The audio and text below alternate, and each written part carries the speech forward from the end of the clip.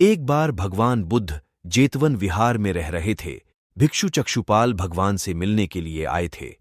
उनके आगमन के साथ उनकी दिनचर्या, व्यवहार और गुणों की चर्चा भी हुई। भिक्षु चक्षुपाल अंधे थे।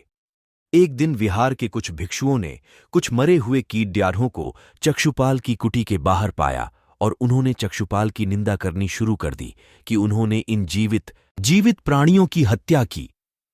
भगवान बुद्ध ने निंदा कर रहे उन भिक्षुओं को बुलाया और पूछा कि क्या तुमने भिक्षु को कीड़े मारते हुए देखा है? उन्होंने उत्तर दिया, नहीं। इस पर भगवान बुद्ध ने उन साधकों से कहा कि जैसे तुमने उन्हें कीड़ों को मारते हुए नहीं देखा, वैसे ही चक्षुपाल ने भी उन्हें मरते हुए नहीं देखा और उन्होंने कीड़ों को जान बूझकर नहीं मारा है, इसलिए उनकी भर्त्सना करना उचित नहीं है। भिक्षुओं ने इसके बाद पूछा कि चक्षुपाल अंधे क्यों हैं? उन्होंने इस जन्म में अथवा पिछले जन्म में क्या पाप किए?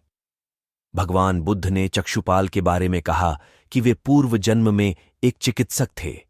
एक अंधी स्त्री ने उनसे वादा किया था कि यदि वे उसकी आंखें ठीक कर देंगे तो वह और उसका परिवार उनके दास बन जाएंगे।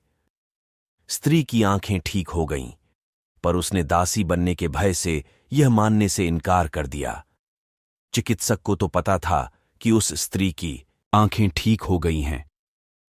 वह झूठ बोल रही है। उसे सबक सिखाने के लिए या बदला लेने के लिए चक्षुपाल ने दूसरी दवा दी। उस दवा से महिला फिर अंधी हो गई। वह कितना ही रोई पीटी, लेकिन चक्षुपाल जरा भी नहीं पसीजा।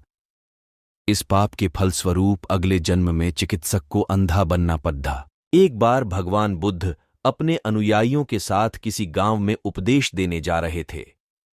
उस गांव से पूर्व ही मार्ग में उन लोगों को जगह जगह बहुत सारे गड्ढे खुदे हुए मिले।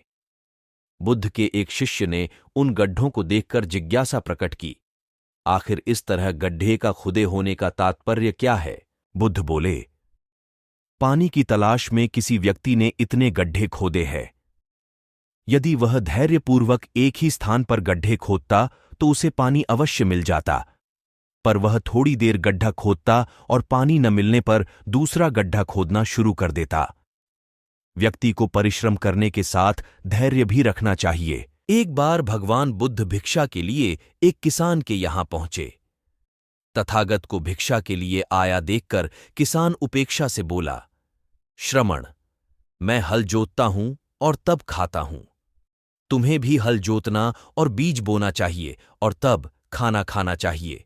बुद्ध ने कहा, महाराज, मैं भी खेती ही करता हूं। इस पर किसान को जिज्ञासा हुई और वह बोला, मैं न तो तुम्हारे पास हल देखता हूं, ना बैल और ना ही खेती का स्थल। तब आप कैसे कहते हैं कि आप भी खेती ही करते हो? आप कृपया अपनी खेती के संबंध में समझाइए।